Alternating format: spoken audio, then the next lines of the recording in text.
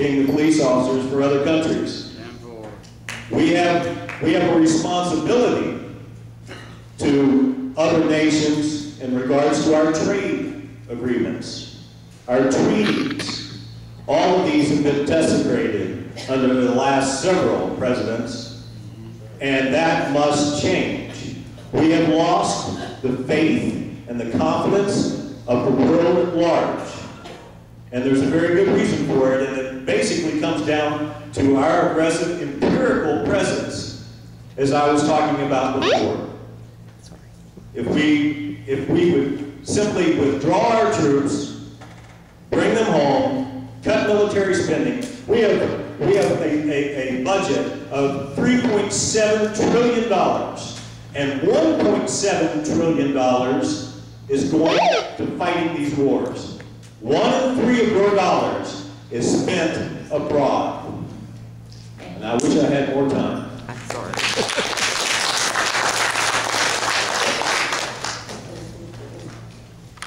Regarding our foreign policy position, I believe our foreign policy needs to be dictated by what do we need to do in other countries in order to keep ourselves safe and to maintain our place as a leader in the world economically.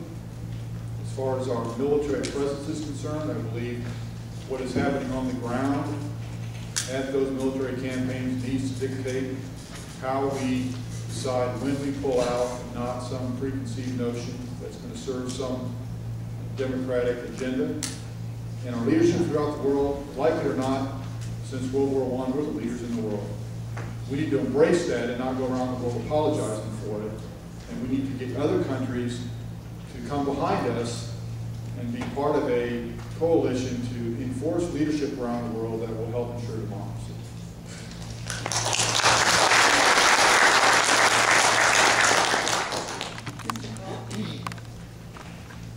Thank you. I don't know how to address this issue because I'm not sure we have a foreign policy.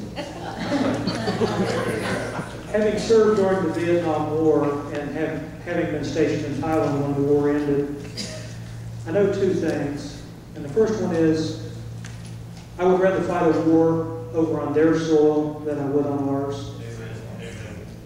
Especially a war on terrorism. And secondly, if we're going to fight a war, we better be prepared to win. Yeah.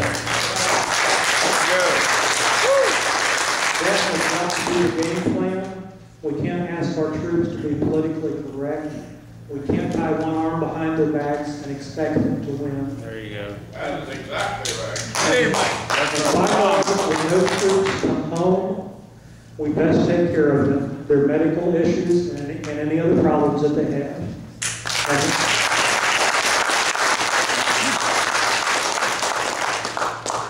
10 years ago, our foreign policy was promote democracy, engagement, enlargement, those types of things. But now with President Obama, it's been apologizing for who we are as the greatest nation on the face of the earth. And we freed more people and brought freedom and prosperity to large sections of the world using the capitalistic society we built on. But it's based on military supremacy. When you don't have military supremacy, then you can't promote democracy and engage and enlarge.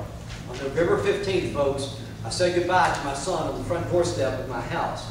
And my heart absolutely sunk because I could see it in his eyes. He did not know what his mission was as he was heading off to Afghanistan. And when he got there on the ground, I asked him about the mission. He said, Dad, it's to kill the Taliban because they're the ones trying to kill us. But our job is to deny Al-Qaeda a safe haven.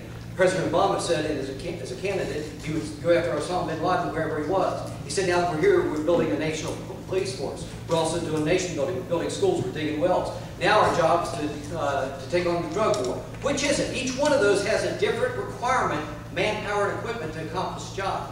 So this, Mr. Culp is exactly right. We need to define what our mission is when we deploy our troops. And I've had it firsthand. Many people here have had that experience firsthand. What is it that we're sending our best, our sons and our daughters to go do? Once we define it, then we equip them and we train them, and we don't tie their hands behind their backs with rules and engagement. Thank you.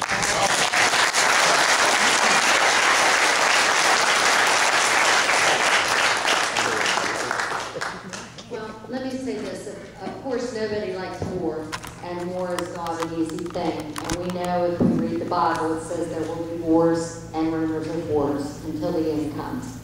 I believe if we're going to send our troops, then we must support the troops. It's as simple as that. True leadership for the United States would be that we have always been an ally to Israel.